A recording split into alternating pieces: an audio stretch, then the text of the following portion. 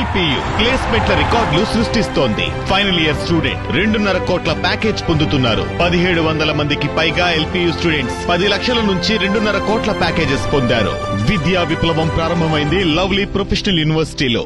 TRS MLC Kalvakuntla Kavitha అడుగులు ఎటువైపు?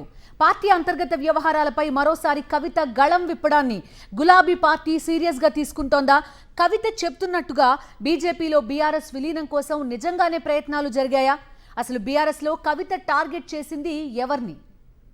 గులాబీ పార్టీని ఎమ్మెల్సీ కవిత వ్యవహారం రోజు రోజుకు మరింత హీటెక్కిస్తోంది.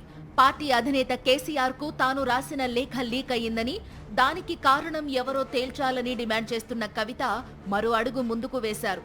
ఇటువంటి వ్యవహారాలను కట్టడి చేయాలని కోరితే పెయిడ్ ఆర్టిస్టులతో సోషల్ మీడియాలో విమర్శలు చేయిస్తున్నారని కవిత ఫైర్ అవుతున్నారు.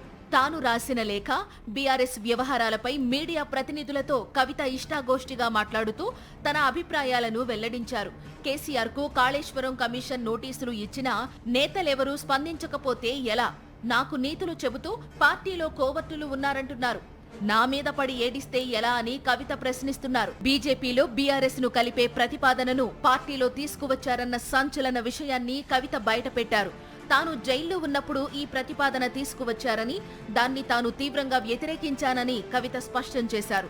మరోవైపు నాపై దుష్ప్రచారం చేస్తున్నా పార్టీ స్పందించలేదని కవిత మరోసారి ఆరోపించారు. తాను కాంగ్రెస్ తో సంప్రదింపులు జరుపుతున్నట్టు జరుగుతున్న ప్రచారం అబద్ధమని స్పష్టం చేశారామె. బీఆర్ఎస్ పార్టీలో కేసీఆర్ మాత్రమే తనకు నాయకుడు అన్న కవిత ఆయన నాయకత్వంలోనే పనిచేస్తానని తెలిపారు. వెన్నుపోటు పొడవడం తన లక్షణం కాదని, నేరుగా పోరాడతాను అని తేల్చి చెప్పారు కవిత.